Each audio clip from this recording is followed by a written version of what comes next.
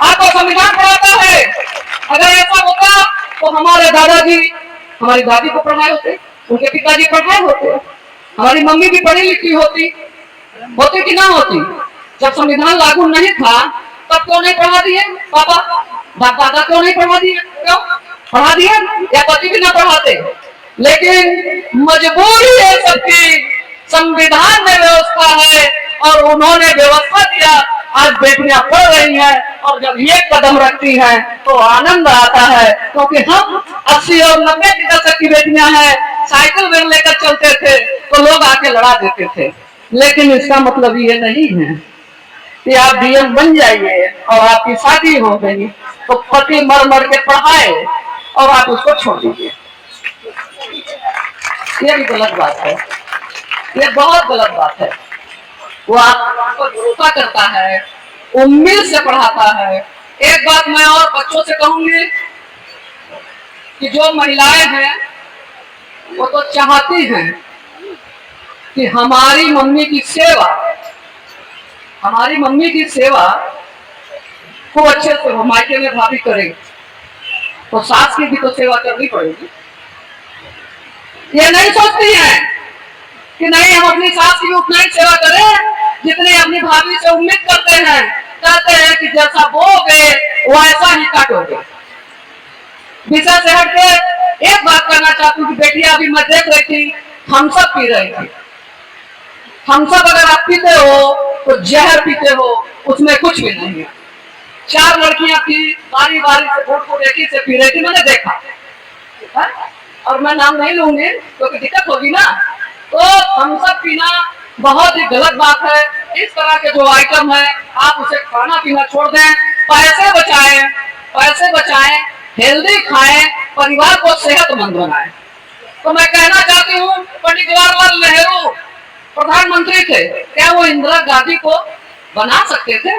माननीय कांशीराम साहब युग पुरुष थे, क्या वो बना सकते थे अपनी बेटी को? नहीं। मायावती जी को बना सकते थे? नहीं बना सकते थे। अगर भारत के संविधान में व्यवस्था न होती तो कोई नहीं बन सकता था। लेकिन राबड़ी देवी भी मुख्यमंत्री हो गई थी, इसलिए थी कि बाबा साहब अम्बेडकर ने संविधान में व्यवस्था किया। और बाबा साहब अम्बेडकर को कौन बनाया? पढ़ने लिखने में ब्रिलियंट थे, साहू जी महाराज ने योगदान दिया, ज्योतिबा फूले ने योगदान दिया, और जो भी हमारे महापुरुष हुए थे उन्होंने अपना योगदान दिया और भारत से बाहर भेजने का काम किया। एक व्यक्ति को बनाने में हजारों की ऊर्जा खर्चा होती है, तब जाके बाबा साहब भीमराव अम्बेडकर बने थे और उन्होंने अपने लोगों के साथ अन्याय नहीं किया। एक बार सोच कर देख लीजिए, बहुत बड़ा संघर्ष था ज्योतिबा फूले का, उससे हमें प्रेरणा मिलती है। और ये जो माइक बज रही है हमारे हाथ में और जो ये हमारी बहनें बैठी है सोफे पर चढ़कर, ये मत पूछिए, भाई कपिल का योगदान है। इसका मतलब नहीं कि बैठ गए तो वहीं से चिढ़ाए किरी करे, हा बहुत मजा है। तो जब हम सोफे पर बैठते हैं तो हमारी जिम्मेदारियां भी निश्चित रूप से बड़ी हो जाती है, सामाजिक तौर से बड़ी हो जाती है, शैक्षिक तौर से बड़ी हो जाती है और हर तरह से बड़ी हो जाती है। और जब बड़ी हो जाती है तो बड़ा दिल रखना चाहिए, लड़कियों को छुई मुई नहीं होना चाहिए। और मुझे बोतल नहीं खुल रही है, क्यों नहीं बोतल खुल रही है? रखो पैर कल्पना चावला की तरह, काहे को मल्लिका शेरावत की तरह, माधुरी दीक्षित की तरह पैर रखना चाहते हो? काहे को रखना चाहते हो? रखो ज्योतिबा फूले की तरह पैर, रखो मायावती की तरह पैर, रखो इंदिरा गांधी की तरह पैर, रखो राबड़ी देवी की तरह पैर। आप कहोगे उनके पास इतना कुछ था? नहीं था, उनके पास सब कुछ था, लेकिन संविधान ना होता तो कुछ भी नहीं होता। आज जिनके पास कुछ नहीं है वो भी यूपीएससी क्रैक कर रही है, आईएएस बन रही है, पीसीएस बन रही है। पहले लोग सब कुछ नहीं था फिर भी बन रही है, और जिनके पास बहुत कुछ है 10,000 रुपए की नौकरी कर रहे हैं, दुकानों पर नौकरी कर रही है, मॉल में नौकरी कर रही है, 7,000, 5,000, 8,000 की कर रही है। लेकिन जब आप हिम्मत करोगे, रेहड़ी भी लगा लोगे, उसके लिए चाहे घर से बगावत करना पड़े, बिजनेस बनाओगे तो 20,000 रुपए नहीं, आप उसी रेहड़ी से 60-70 हजार रुपए अपना बिजनेस होगा, काम करने में कोई सिपाही नहीं करना चाहिए। जब मैं 55 साल में कर सकती हूँ तो आप भी काम कर सकते नहीं कर सकते?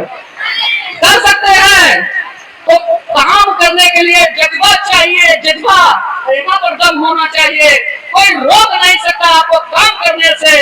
अगर माता सावित्रीबाई फुले न चाहती तो ज्योतिबा फुले पढ़ा लेते क्या? अब बिल्कुल नहीं पढ़ा पाते। बहुत बड़ी उनकी इकनॉमी थी, उस चीज को उन्होंने ठोकर मारा है। आज जो हमारी यहाँ बहनें बैठी हुई हैं, यहाँ पर हमारे भाइयों का भी बहुत योगदान है, क्योंकि अब हमारे प्रति पुरुष बहुत उदार हो गया है और हमको बहुत सारी सुविधाएं प्रदान करता है। लेकिन महिलाएं उनकी समस्याओं को नहीं समझती हैं। एक साड़ी के लिए नाराज हो जाती है, करवा चौथ पर भी साड़ी चाहिए, तीज पर भी साड़ी चाहिए। आप उनकी समस्या को समझिए। उनके लिमिट पैसे हैं। हो सकता है कि इस बार न दिलाएं तो अगली बार दिला दें, अगली बार न दिलाएं। आपके बच्चों की फीस में डिनाई नहीं होनी चाहिए। मैं सिर्फ भाभी जी को नहीं कह रही हूँ, आपके बच्चों की बेटियों की फीस में डिनाई नहीं होना चाहिए। साड़ी और चप्पल, काजल टिकली कम हो जाए तो वो चलेगा, उसका कोई महत्व नहीं है। जब बेटे बेटियां बढ़ जाएंगे, आप बताओ, वैसे ही मॉडल ऊंचा हो जाएगा और आपको लोग पूछेंगे, पप्पू की मम्मी, सुजीत की मम्मी, रिंकू की मम्मी, आपका भाव वैसे ही बढ़ जाएगा, क्या माई का क्या ससुराल।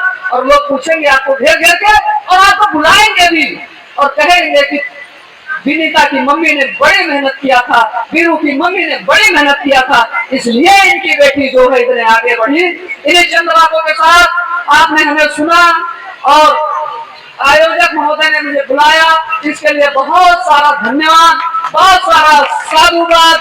जय भारत, जय भीम, सादर नमो बुद्धाय।